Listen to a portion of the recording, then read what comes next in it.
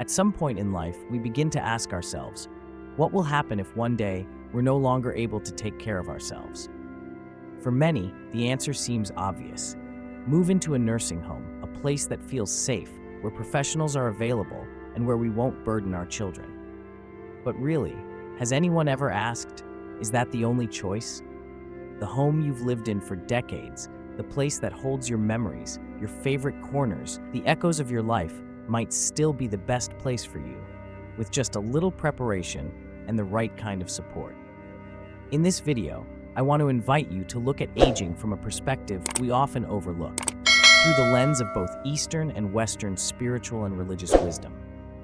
I hope it gives you a wider, more meaningful view of what aging can truly be. You'll also learn about small but powerful ideas quietly proven to help older adults stay independent longer, yet barely anyone talks about them. What no one tells you about nursing homes.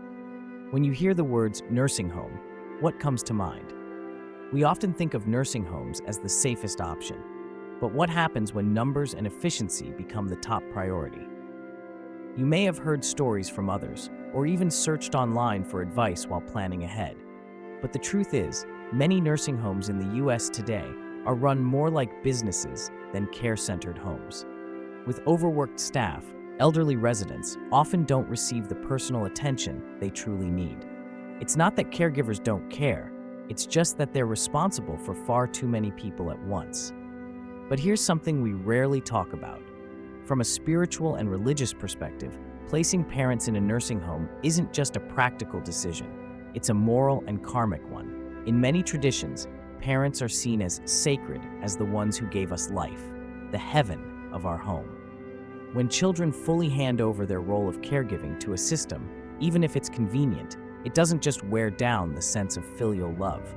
It can leave behind a spiritual emptiness for both the parent and the child. Can physical safety ever replace the feeling of being loved by your family?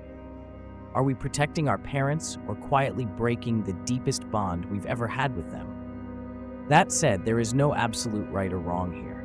What truly matters is how we perceive the choice and the intention we bring to it. For some elderly people, a nursing home might bring them the medical care and structure they need. For others, it can feel like a spiritual cage, where the soul quietly fades behind invisible walls. This can lead to a growing sense of isolation, both physically and emotionally. Familiar routines are replaced with rigid schedules, fixed meal times, fixed sleeping hours, medication charts. Every moment dictated by a clock, not a choice. Have you ever seen a loved one slowly lose their sense of independence after entering a nursing home? Share your story in the comments. You might help others see this from a more human, heartfelt perspective. When care becomes control. What if the care we give ends up making them feel less alive?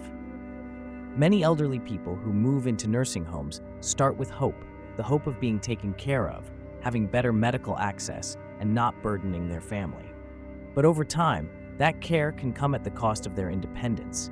When someone else chooses your meals, your sleep schedule, your daily activities, you begin to lose the small freedoms that once made you feel like you. What was once support slowly becomes control.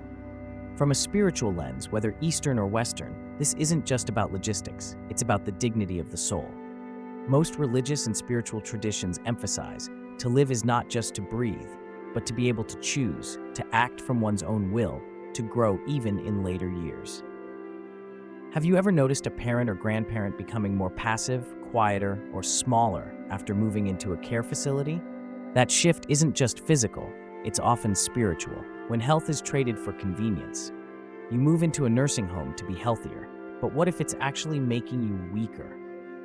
Many people enter nursing homes hoping for better care, but CDC data shows something surprising. Rates of infection, muscle loss, and memory decline often increase after just a few months. Why? Because in daily life, doing small tasks like cooking, shopping, watering plants, those aren't just chores. They are natural ways to stay sharp mentally and physically. In care homes, these everyday activities are removed. Everything becomes passive. The body isn't challenged. The mind stops deciding. The will fades.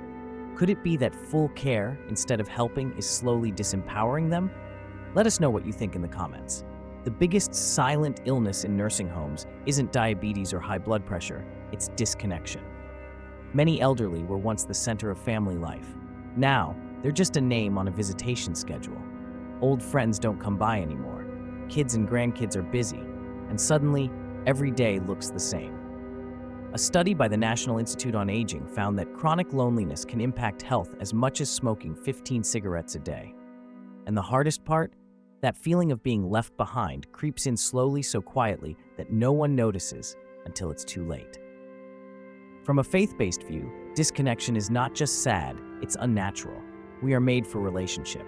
Whether it's through God, family, or community, being seen, heard, and loved is a spiritual need. Do you believe a daily phone call, a shared meal, or simply sitting together could be the most powerful medicine for an aging heart? If yes, tell us your thoughts. Sometimes, the smallest gestures bring the biggest healing. Chosen family, the people who choose you back. After years of experimenting living with family, with roommates, and in co-housing, Elena finally uncovered what truly matters. It was never about where you live. It was always about who you choose to live life with and how you show up for each other. At 78, she stopped searching for a place to settle. Instead, she started creating something that didn't exist yet, her own circle of chosen family. It began with one small, intentional step. She moved into a cozy duplex in a walkable neighborhood. Then she invited her longtime friend Martha to rent the unit next door. They didn't share a house, but they shared proximity, purpose, and care. And then came the village. 6 more women joined them, each one living alone, each one carrying her own story of loss, change, or reinvention. Together they formed not a club, not a nonprofit, not a retirement plan, but something far more radical, a community built on choice.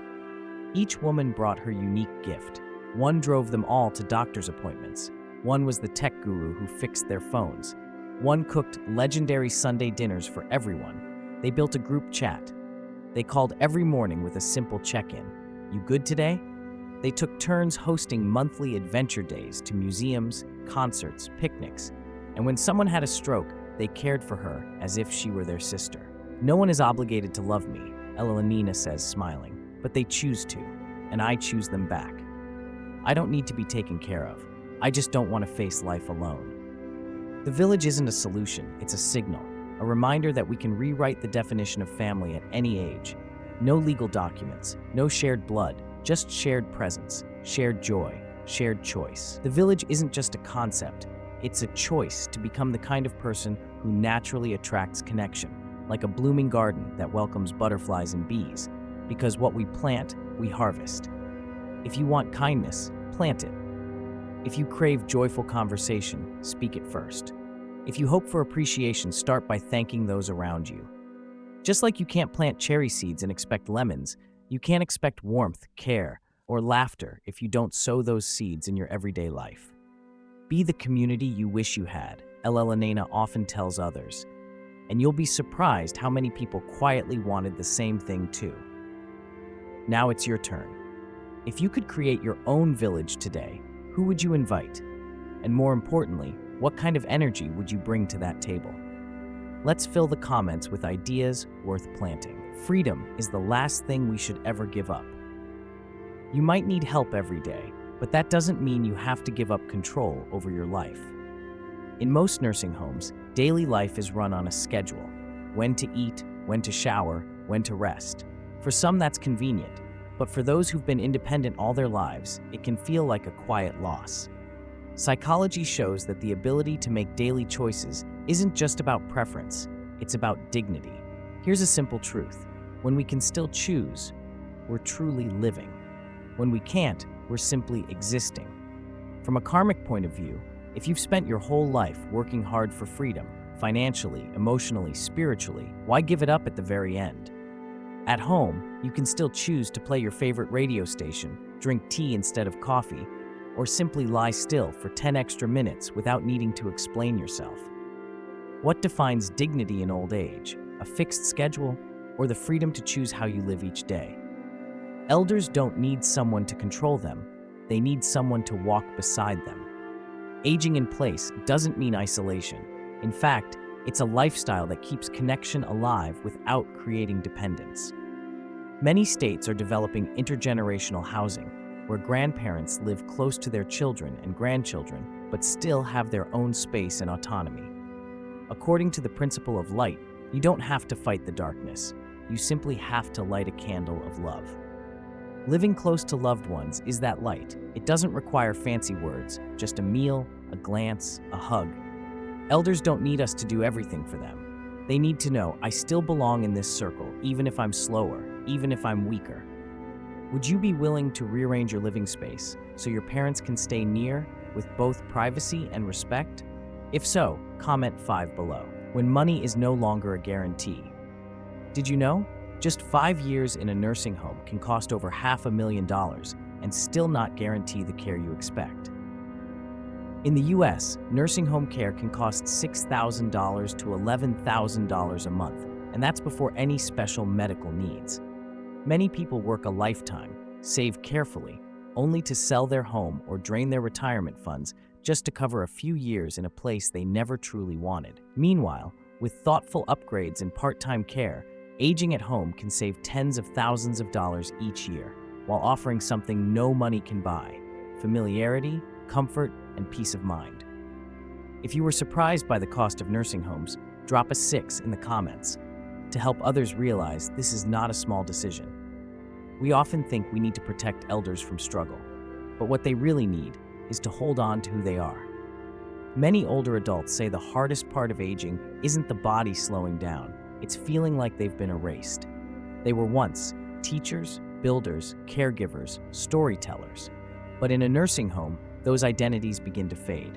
At home, they can still teach their grandchild how to make soup, tell stories from a war they lived through, replant the flowers they once grew with their spouse.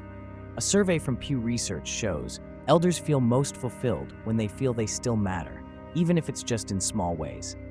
What do you think keeps a person alive inside, even at 80, 90, or beyond? If you believe purpose doesn't retire, comment 6. You've spent your entire life making choices, your first job, your first home, the way you raised your children.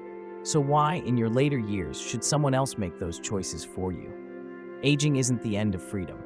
It's the chance to finally live by what truly matters: familiarity, meaning, and the power to choose. No one's saying aging at home is always easy. There will be days when you need help, moments when you feel slower, times when you're unsure. But that doesn't mean you should give up the life you built with your own hands. Now I want to hear from you. Do you believe aging in place is realistic, or is a nursing home the safer option? Have you or someone you love faced this decision? What was the hardest part? Share your story in the comments. Like this video if it helped you see aging in a new light, because this is still your life, and you deserve to live it fully, not just survive it.